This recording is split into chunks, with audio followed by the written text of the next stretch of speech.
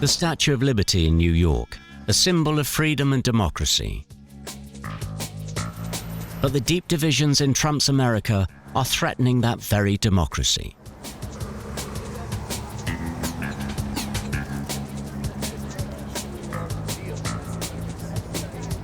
The mutual suspicion, hatred and lies form a dangerous mixture that could explode at any time.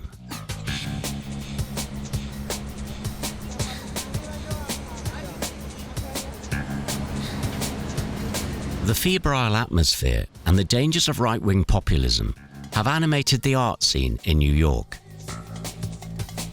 New York-based artist Molly Crabapple was one of those who took part in the Occupy Wall Street movement. She shares a studio with her boyfriend, the cartoonist Fred Harper.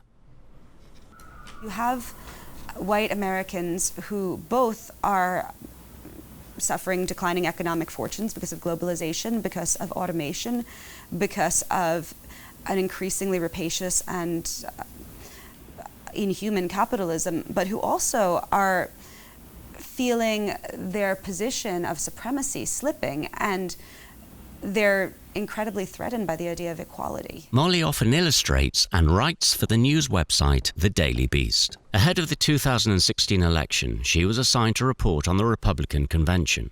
She witnessed the chants aimed at Democratic candidate Hillary Clinton, calling for her to be locked up. I was there for The Daily Beast, and this is an image of inside the pit. You can see the media people being separated from all of the delegates and all of their many fancy hats. But I was also drawing the circus outside of it, like this man in a rubber Hillary mask with an infidel t-shirt and his Trump versus Tramp. There's this air of just like violent misogyny, like lock her up, lock her up. Also this intense fear. I mean, people, they literally thought that like Black Lives Matter protesters were going to murder them. You saw these guys and women with like pistols strapped to their legs outside. Populism is the American way of talking about social class. And it's always this idea of the average people, working class people, against what they call the elite.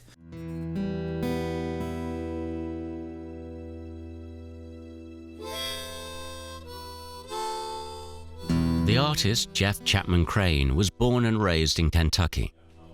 His paintings capture the essence of his home state and its people.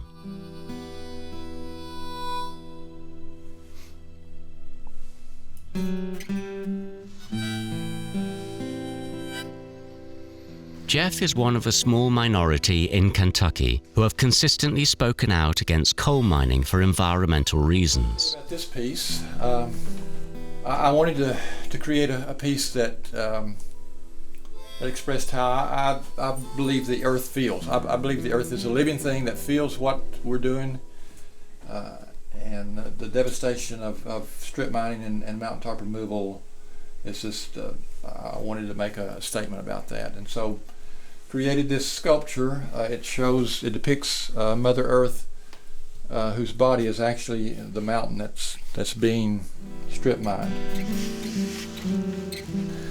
So many people around us have different points of view, and they pretty well know where we stand on things. So it makes it difficult sometimes.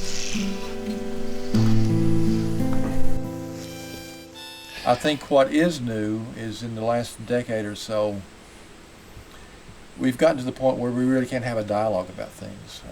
People don't seem to respect each other's points of view.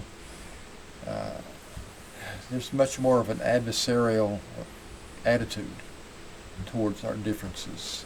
That if you don't completely agree with me, then you're completely wrong.